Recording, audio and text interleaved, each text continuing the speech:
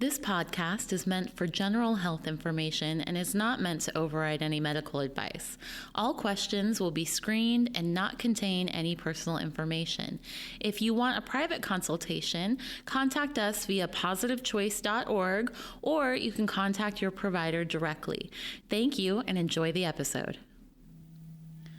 Hello, and welcome to the Positive Choice Wellness Podcast. My name is Anneliese. I'm an exercise physiologist and nutritionist. And my name's Melanie. I'm also an exercise physiologist and nutritionist. And today we are going to dive into, I think, a subject that both Melanie and I are pretty passionate about, which is how dieting can actually increase our risk of obesity and weight gain. I'm very passionate about this topic. Because, I've experienced it. Mm-hmm. Many of our patients have experienced it. Is this kind of like up and down with our weight, preoccupation with restricting and going off restricting, and kind of never getting any peace. And this obsession with calorie counting, I find, is another one too. Just obsessing over a certain number you have to hit and just being stuck on that. Mm-hmm. So what interests you about this, Melanie? Well, the physiology of it. So for me, a lot of it, I think, is, what our preconceived notions of dieting are, how they don't actually play out in the way we expect them to in the physiological aspect of things. So we expect if we eat so little, we're just going to lose a ton of weight. But the reality is, you may not. You may actually be shooting yourself in the foot. Physiologically speaking, your body doesn't necessarily know that you're trying to lose weight. Your body thinks you're starving and there's a famine and there's no food.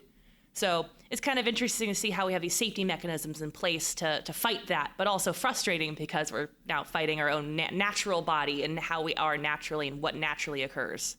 Yes, and the mental aspects too. Mm-hmm. I always kind of phrase it when I am, talking to my patients or my classes, is that it's really about what are we looking at? Are we looking at the short game of weight loss, which I feel like most of what we hear, most of the advice is all about pulling the weight off as quickly as possible. Yeah, instant gratification. Exactly. But there's what I like to deal with, which is the long game. How do we change our weight, maintain that, and drop the struggle? Because I think that that's the ultimate goal. Yeah. I always tell people, and I'm sure everyone's heard this, it's the journey, not a race. Like, you don't need to get there as fast as possible. It's about developing the skills that keep it off rather than just getting the weight off. And finding happiness and contentment in that. Yeah. Because I've definitely met people who haven't been happy. No, we can all pull the weight off, get to a certain weight, but how long can you stay there is really the key. Mm-hmm. Exactly. And being what we do for a living here at Positive Choice, definitely see a lot of that firsthand. So that is probably another reason why I'm passionate about this topic, because I'm always seeing people kind of dealing with this exact thing. The frustration of the weight loss, the unhappiness, the misinformation really that's out there about what you need to do, and then how that all pieces together, with each person individually and how it's affecting them. And the mental aspect is so big on that too. So fascinating stuff. So let's start with the physiology side of it. Okay. That's where we are experts in this. Yes. Let's start there. Yes. So when I am going on my first diet, okay, so for some of us that was very young, maybe for some of us we're a little bit older, but try and think back. You're starting on your first diet, and it's all about restricting something. Yes. Whether it's calories or it's, a certain macronutrients like carbs or fats, whatever it is, you're restricting something. And then what's happening inside? Your body's not happy. Short answer, your body's like, well, what are you doing? Well, physiologically speaking, basically, if we put ourselves in a calorie deficit, what I always like to remind my patients of when I teach this topic is that your body, while the whole world is futuristic, your body is prehistoric. Your body doesn't know you're deliberately trying to lose weight. It doesn't know. All it knows is feast or famine. And if you are losing weight or trying to lose weight by eating less calories or restricting something or doing something like that, it's automatically going to go into famine mode, and we have to defend ourselves and protect ourselves from this weight loss that's now happening. So the next part of that, of course, is your body's going to do everything it can to stop you. And just a quick side note on that. When Melanie says famine mode, or otherwise I think more commonly known as starvation mode, yes. It does not mean that your body will start holding on to fat. No. That's not what happens. Here's what happens. Our body is also a perfect mathematical equation in terms of our energy stores. Mm-hmm. So your fat, in a very fundamental way, is just stored excess calories. Mm-hmm. Okay. And that is there in case there's famine. Yeah. Right? That's a scary time, because historically speaking, there was a lot of famine back in the olden times before we all existed. Right. So if you came across like a giant feast, mm-hmm. you wanted to eat a lot mm-hmm. so that you could store up those extra calories for when food was scarce. Exactly. It was kind of this process of plump up, skinny out, because it was safety, and your body was doing that to protect you in the times when there wasn't enough food. So with that prehistoric body concept in mind here, that's what we're now dealing with in the 21st century, where we are trying to lose weight for our own health because, of course, our body's really good at storing extra calories as energy, famine, so gotta store it. And now we're trying to fight a biological mechanism of protection. But it's not because we're forced to, it's because we're choosing to do so. You have food at your disposal. You're just making the conscious effort not to eat it, versus historically, if there was a famine, you didn't have the option, you just didn't eat. So there's a little bit of a control thing going on now. That brings in the mental part we'll talk about later, I'm sure. But physiologically now, what's gonna start happening is your body is gonna try to slow the process down. So you're gonna lose fat. You'll lose fat if you're not eating a lot of food, but you're gonna lose muscle. And that's the part I'm really interested in, is that part of the puzzle, which is you're losing muscle on top of the body fat you're losing too. So when you step on the scale and see these dramatic losses, it's not all fat. Right. And that muscle is what fuels our metabolism. Mm-hmm. So going back to the first time we start restricting, we have, X amount of muscle that is there from our genetics, from, our activity, whatever we're doing. And that's the fire that is fueling your metabolism. Mm-hmm. So now you're in a restrictive mode. Okay. And during a restrictive mode, you're taking in less calories than you're using, which means your body has to make up that deficit. Mm-hmm. And at first, it's going to make up that deficit from the fat, right? That's what it's there for. It's going to break down those fat cells, use those extra calories. But because this deficit is going on a while, mm-hmm. now that muscle mass is becoming a threat mm-hmm. to your body maintaining its energy balance. Exactly. Because it's costing a lot. And if you aren't using it, i.e. doing strength training, then your body will start dipping into breaking down some of that muscle to make up that calorie deficit, because it is now a threat to maintaining mm-hmm. your life. Exactly. Essentially. Exactly. The muscle mass is so metabolically active, your body is basically shifting into, well, let's start eliminating some of those extra calories burned to slow this process down. And it's no fault of our own. We don't have control over this. This is how we are as human beings. But I love to share the simple solution. The easiest solution to this is strength training. Really, there is a solution. You just got to do it. Right. Because studies actually show that if you are losing weight through a calorie deficit alone, meaning, you are just cutting your eating, or you are cutting your eating and just doing cardio like walking, mm-hmm. almost half of the weight you lose will be from muscle. Mm-hmm. So you are not necessarily even changing your body composition. No. You are just becoming a lighter person. But here's the key. And here's why dieting leads to weight gain in the long run. When you get done with that diet and you haven't been doing strength training, your metabolism is now slower than what it was when you started. Yep. So if you go back to your old eating habits, you slip back in, which most of us do, the weight that you put back on is fat, not muscle.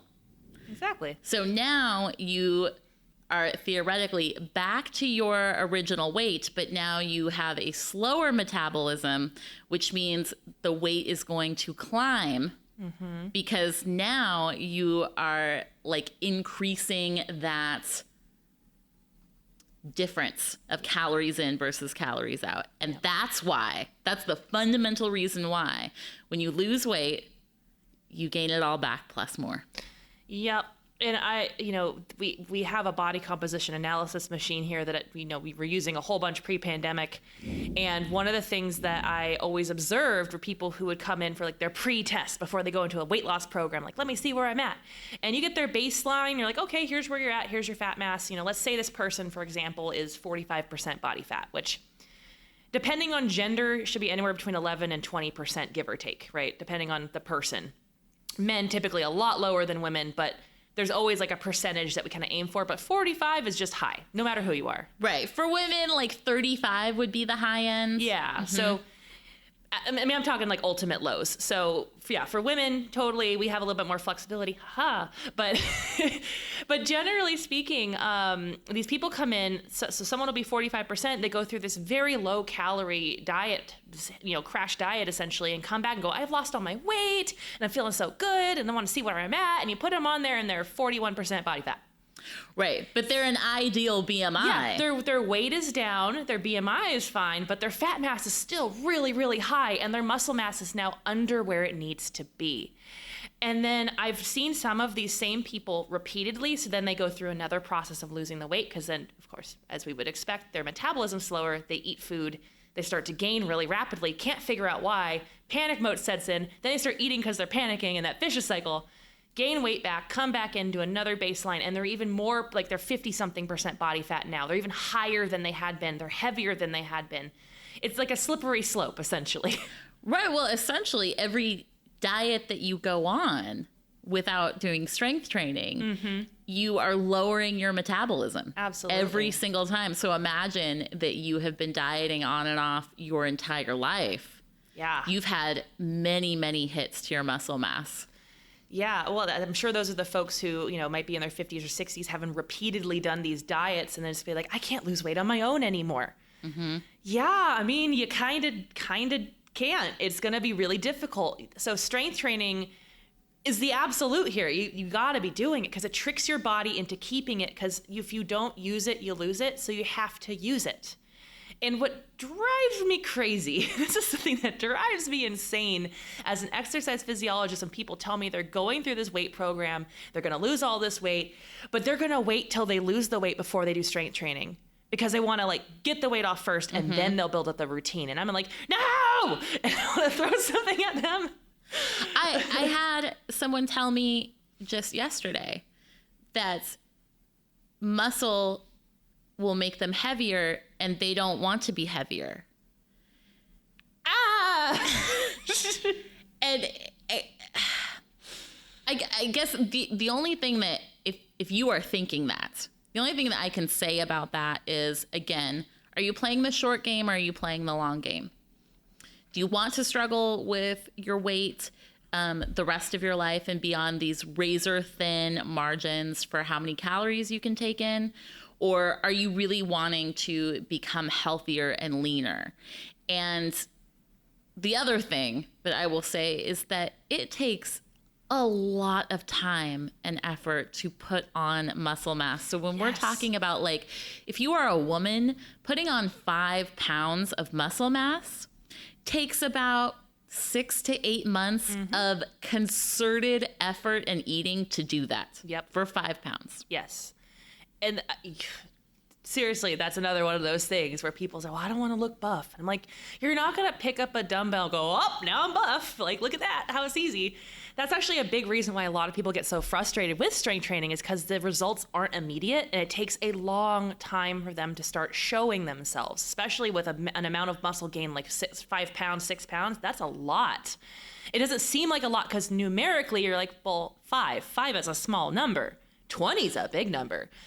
5 in terms of building muscle, very, very, very high. Big number. Big number in terms of muscle mass. That could boost your metabolism. 5 pounds added could boost your metabolism of 150 extra calories a day. Mm-hmm. And that's just you resting. Yeah, just being alive. Right. And so I love that you said that, because strength training is an investment. Mm-hmm. It's an investment in not only just your long-term mobility, it's an investment in your metabolism and ability to keep weight off. Exactly.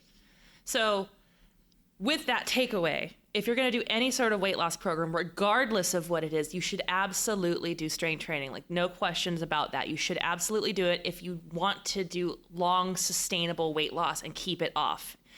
That is a big part of it. Obviously, the dieting mentality needs to go too, but we're going to get to that. Yeah, we're going to get to that. So let's then shift gears, because I feel like at this point, I think we've exhausted the topic of building muscle and strength. Yes, i.e. the take-home message is, if you want to lose weight, put a priority on doing strength training. Exactly. So then let's talk then about how eating less isn't always more. All right. Let's dig into this. I want to talk about that because I love this. Because we were chatting before we're recording this, and I was like, "Ooh, I'm excited to talk about what Anneliese found." Okay, so what I wanted to share with you guys is a very famous study called the Minnesota Starvation Study, or Minnesota Semi-Starvation Study, and it's very famous because it really shows some of the mental repercussions of restriction.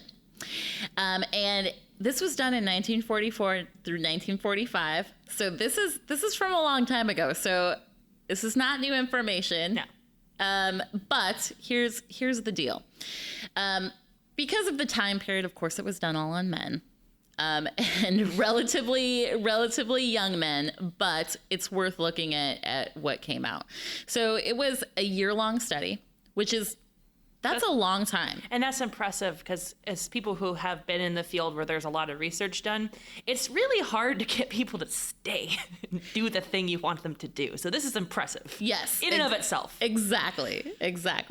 And basically what they wanted to look at is, with calorie restriction, what are some of the mental outcomes? What are some of the behavior outcomes of restriction?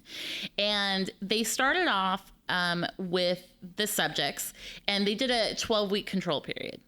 And these are men, so they had them at around 3,200 calories a day. And that was generally to keep them at a stable weight. Mm-hmm. And that was for 12 weeks. So it was just, to control what's going on. Yeah.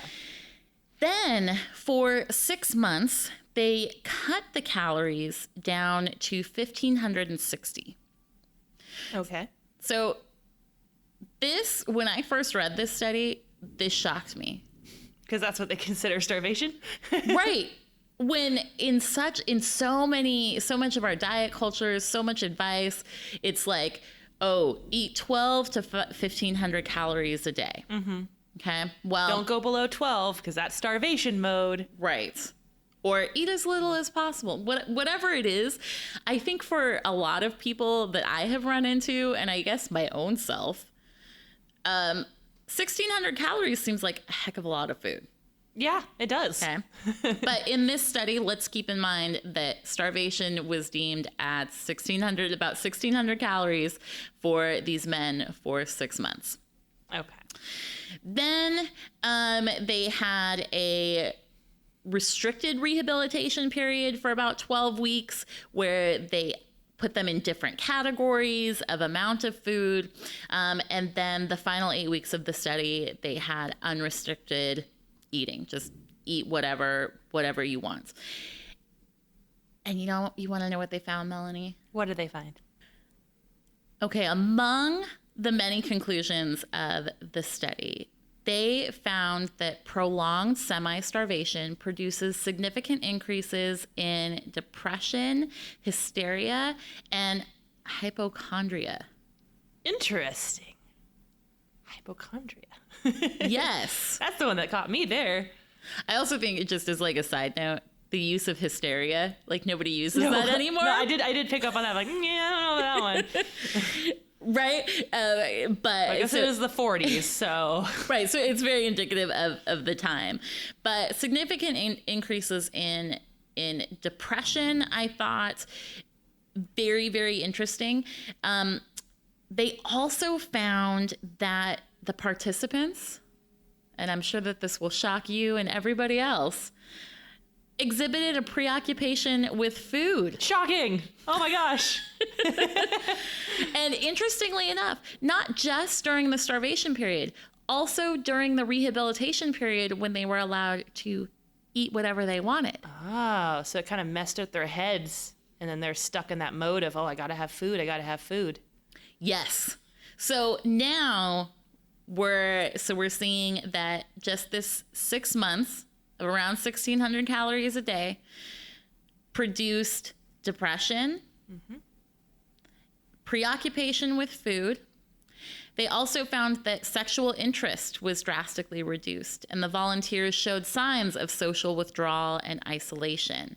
They also reported a decline in concentration, comprehension, and judgment capabilities. Oh, that's so interesting. It's almost because I think about when you're saying like they have all these mental health things that are kind of coming up as a result of this, and especially the preoccupation with food, which leads me to think back to that whole prehistoric body thing we talked about earlier, where you were in a famine. Now your body's ready. It knows, famine time. Let's get some food because you're starving. Makes sense. Well, and it also kind of shows that our mind doesn't necessarily let go of things. So once we all know that. We all hold grudges. Come on. Right? When we're still thinking about that bully from when we were 6 years old. That jerk on the road who cuts you off while you're driving here and you're still mad about them. You're never going to see him again. Right. So you put your body through a little famine period and your brain remembers. Yes. And so I thought that this was fascinating, but also when we take it into what I have experienced, what we see with our patients, what you, the listeners, have maybe experienced for yourself, that cycle of deprivation, overeating, deprivation, overeating. Yeah, that's interesting you bring that up because that's very true. Because this is what you commonly hear, right? Starvation mode. So if you eat under a certain amount of calories, your body will start holding on to stuff and you'll start, not losing weight. But the reality of it is you'll probably lose weight. I mean, if you don't eat enough food, you're going to start losing weight. That's just a natural process. It's the other days that you binge on things because you've been starving this whole time. So, because we think starvation mode, no, your body just holds on to fat. No, it's because 2 days after you've been starving yourself, you go eat an entire pizza. That's what's happening. You just don't talk about that part. You just say, oh, no, it's my body. No, it's you because you were starving yourself. Right. And we're keeping our focus on the days that we are feeling deprived. And so the perception becomes, I have been denying myself. Yeah. Well, yeah, you have. But then, your cheat day or cheat meal was so many calories that it bumped up your average. Yeah, I think we talked about this a while ago with one of our research shares for a meeting we did, but I think we determined it was like anywhere from like 3-ish to 4 days max you can survive on like super low amount of calories, and after about 4 days you kind of go off the rails. It's just consistently seen in the research of like, okay, I white-knuckled it 3 days in, day 4, time to go to get myself some ice cream and some fries and whatever, because you have starvation brain. And I thought that was really interesting because that's really what you see is this starve binge cycle that's very repetitious in a lot of people. And you're not alone. If you've done this, you and like everyone else in this world probably have done this before, because it's just a natural process of staying alive. Right. And then we go into some of the psychological ramifications. So if you're dealing with loss of judgment, loss of concentration, depression, one thing that a lot of people do to feel better, eat. Eating carbs raises your serotonin levels, raises your dopamine levels. Yeah. It makes us feel good and safe. And so if your dieting is causing you mental distress on a physiological level, we haven't even gotten to like what we tell ourselves about this and how that affects it. Yeah. Then you are now just in almost an overwhelming cycle destined to have you overeat. Yeah. You know, because just coming back to it, less is not always more. Like, we don't need to eat so little that we can barely function just to lose weight.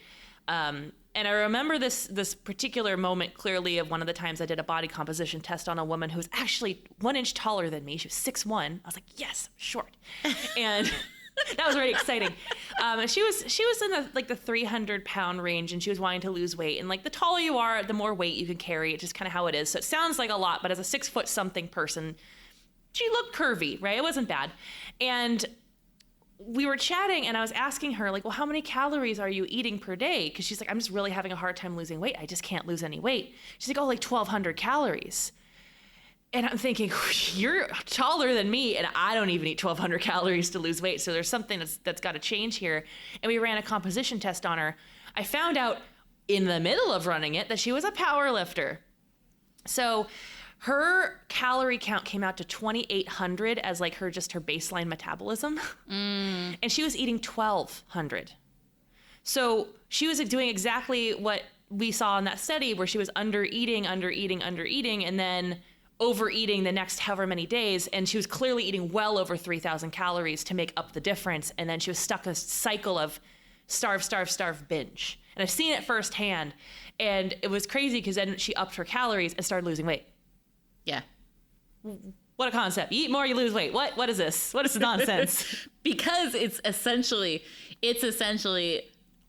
listeners, is that if you're not doing that starve binge, you're more likely to eat less calories on the whole. And that's how the weight loss happens. Yep. Counterintuitive, but actually exactly how it works. Right.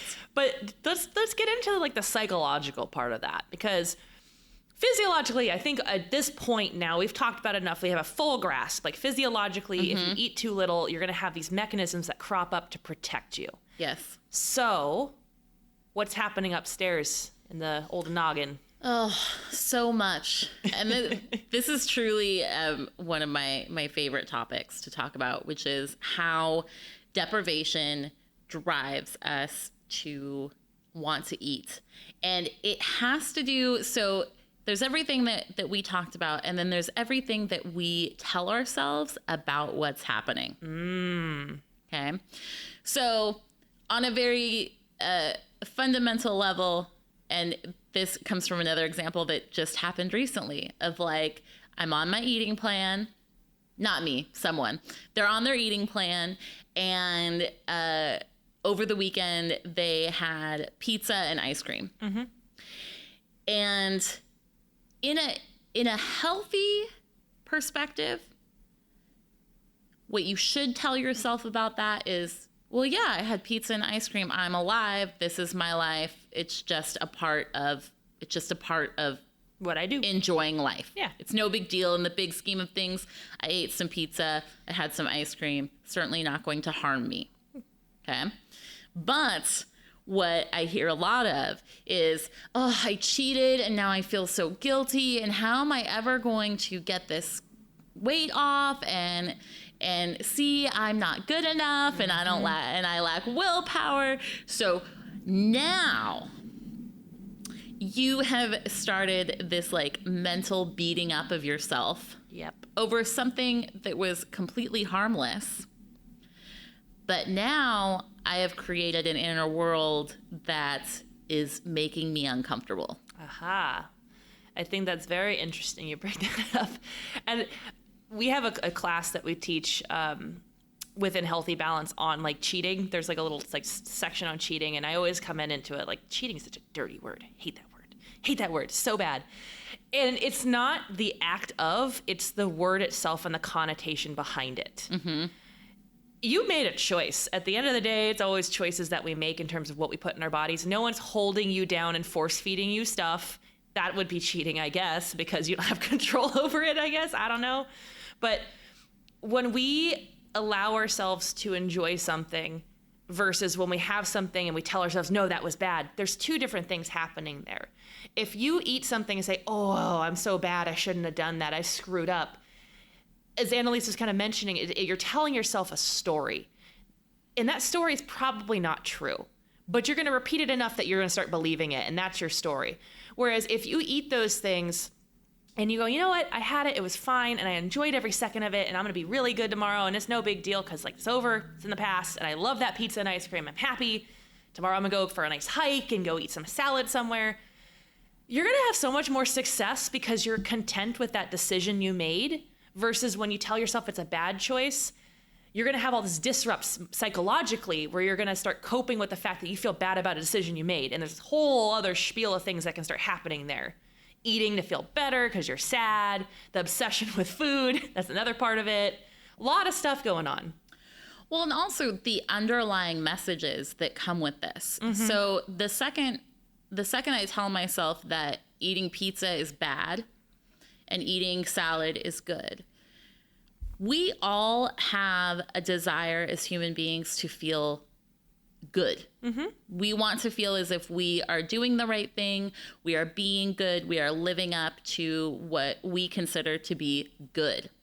So the second you start putting labels on, I ate pizza and it was bad and now I'm bad. Yep. Okay. Now I've sent two very clear messages. And the first one is that I'm bad. Just not true. Yeah. You're not being bad for eating a piece of cake or whatever. That cake didn't hurt anybody, so it's all good. The second message is that if my intention is to be good and I've already been bad, then tomorrow or Monday, I've got to get back to being good. And therefore, I have this moment in time where I can continue to be bad because I know when I'm going to go back to being good. Mm-hmm. So that allows a kind of permission to binge, to overeat, and the underlying message is still going on, I'm bad, while you're doing this. So you're getting some kind of payoff, but then you are also getting that like negative undercurrent of belief system. Yep. And the third part of this is the fact that you just lied to yourself. Yeah. So the idea that you will never have pizza again because the intention is to be good. Well, I guess you could never have pizza again, but you probably will. Yeah. So basically you told yourself this story so you could eat an entire pizza on the premise that you're going to be good from here on out. At the end of the day, we have a rational brain. We have to rationalize every behavior we do, and that was your rationale. Right. So, and then I guess you could never eat pizza again, but who really wants to live that life? So if I was told you could never eat pizza again, I would be very sad. Yeah. So there's a lot of messaging going on behind just that behavior, just that thought process of this is bad, I shouldn't do this, I should punish myself. It's just food. Mm-hmm. It is just food. It's simply put, yes, it's just food, and you're allowing food to have so much control over your life when you're the one in control of your life. Why is food controlling you? Or at least why are you letting it? Well, yeah. So yeah. And almost feeling just when you mention that, I'm like, well, yeah, you are kind of letting food control you, but the whole idea behind dieting is that you are finally controlling the food. Yeah, no, that's not true. We know that. That's a lie. Like, I'm all about what is the story you're telling yourself, and what's that story, and is it true? And I think you've pointed it out to me a few times. We'll have chats and I'll be like, man, there's something going on. You're like, is that the true story, or is that what you're telling yourself? I'm like, it's not a true story. We do that to each other, so it's fine. But you gotta have people in your life that can check you on your thinking. Because we all get into like false thinking, telling ourselves the stories that fit our narrative. Like, I'm bad because I did this. Like, are you bad because you did that? Or did you really just want that and it's just one piece of cake? It's right. Just one piece of cake. Yeah, you're not bad, and stop saying lies. You're not bad. In the end of the day, you ate a piece of cake. And I hope it was good. And I hope you enjoyed it. Yeah, I hope you loved every second of that. Right. Because I'm all about... Like, this is a big message I always put in my classes. I'm all about balance. And yeah, hey, healthy balance, puns in the name, but not intentional, of course. The main point of this is finding balance within your life where you can have that balance of foods that you consider bad, but they're not, because no food is really inherently bad. And there are foods that are inherently good, but no food's really bad. There's foods that I like to say that are healthy or indulgent. And if you want to have indulgent food, giving yourself permission and allowing it and being okay with it is going to make such a huge difference in the long term versus if you say, oh, that's bad, I can't have that. Because now you just put it on a pedestal, you're going to be obsessed with it, and you're going to want it even more. So rather than saying, no, you can't have that, that's bad, be like, I don't need that right now, but I can have it on Saturday, or, oh, I do want to have it right now. Like, whatever you want to tell yourself, but tell yourself a story that's true. Right. And that kind of takes the power out of the food. Exactly. Because who wants to be controlled by cake? Really? Right. Well, and just sometimes we get stuck on things that we don't even enjoy that much. Yeah. It's just you've decided you can't have it, and maybe you've also decided that only thin people get to have XYZ. I actually had this conversation with my husband the other day. I was like, people who struggle with this diet mentality, we're talking about diet mentality actually, and I was like, they get so hung up on, what thin people can do and what thin people have access to and what they're doing. I'm like, you understand that they're doing all the things we want you to do, but they just do it because it's an ingrained habit. We're asking you to create said habits where, thin people do eat cake sometimes, and thin people do drink wine sometimes, but thin people also exercise and eat healthy and watch their calories occasionally. Some people do. And to keep their weight in check, they're just keeping these checks and balances in their life so everything has balance. Right. And just acknowledging that you don't see everybody's life. No. Okay, this is a silly example, but I'm going to say it anyway. So we like silly here. Let's do it. I love Britney Spears. I grew up with Britney Spears. We're the same age. So I follow her Instagram. And one day she was making a sandwich on her Instagram. Like, I don't know, replicating some sandwich that she'd had somewhere else sometime in her life. And so I'm watching her make this sandwich. It's full of fats and focaccia and nuts and, and I'm like, wow. That's a lot of not, I guess I should say calorie dense food going in there. Yeah. So I'm watching the video, and she makes the tiniest sandwich I've ever seen, cuts it in half. And the narrative is, well, yeah, it's hot, so we don't need a lot of food. And I'm looking at this little teeny tiny triangle of a sandwich, and how small and fit Britney is and always has been. And I just had this moment of that's what she considers a meal. It's so little. That's not fair. and so not that it's not fair. I just have this thing of that's really interesting. And I think that sometimes people have a perception, they might see someone like Britney with a giant Frappuccino, and they're like, oh, that's just so unfair. I'm not allowed to have a giant Frappuccino. Well, then now we look at her sandwich size and we're like, oh. That's why she has the giant Frappuccino, because she ate that itty bitty little sandwich to balance the calories. Right, whether she's thinking about it or not. Yeah. But, yeah, I don't know. It's good to get that perspective, though, the outside perspective, like, oh, what are other people doing? And if you get a real peek into that, you're like, oh, okay, light bulb moment. That makes sense. But not to cut the conversation short, but it's about that time. Oh, it is about that time. Okay. I'm the timekeeper, so you don't know what time it is, but it's very much about that time. Well, okay. So I think, like, to tie up then, one of the things that makes weight loss so challenging is this whole thing, right? So how do we, if we want to lose weight, how do we kind of avoid these pitfalls? Strength train. Number one, since that was the first thing we came out the gate with, we're going to say strength training, because that's going to keep your muscle mass and keep your metabolism going, which is going to be step one in this cycle. Yeah. So strength train.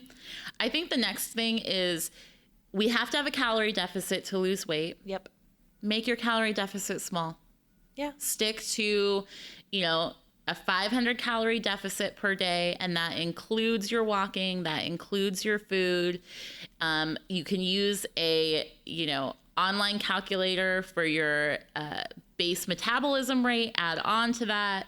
If you're having trouble beyond that, get some professional counseling on that. Yeah, you can meet with a dietitian. They can figure out your calories as well if you want to go that route. You can do the Seika test here. You can have a consult with one of us. We are happy to help you figure that out. But make it small, because we know when you make it too big, yeah, you can probably stick to it, but you are priming yourself for overeating later. Yeah, just because it works in the short term doesn't mean it's effective in the long term. That's right. And then lastly, watch the story that you're telling yourself. What are you telling yourself about food, about what you are allowed, about your self-worth and your weight? And be kind. Yeah. Like, just imagine you have Anneliese or I on the other end of the text and be like, am I telling myself this true story? I was like, are you telling yourself a true story? I'd be like, no. There you go. Just pretend that we're telling you. No, you're not saying a true story. Don't lie to yourself. Just be kind. That is a big thing, though. Be kind. Be kind to yourself. Talk to yourself as if it's your best friend or your child. Your child just had a really rough day and ate half a pizza by themselves and is crying. Talk to them talk to yourself as you would talk to them in that moment. Yeah, exactly. Be compassionate with yourself. It's not just other people who need it. You need it too. Yeah, you need it because you're always listening to you all day, every day. Yes, exactly. So this was wonderful. Yes. Thank you for having me. I'm so glad I was here today. What an honor. So with that... All right, you guys. Thanks for joining us. Make sure to like, subscribe, comment. If you have any questions, leave them in the comment section. We will answer them on future episodes. And until next time, everybody. Bye.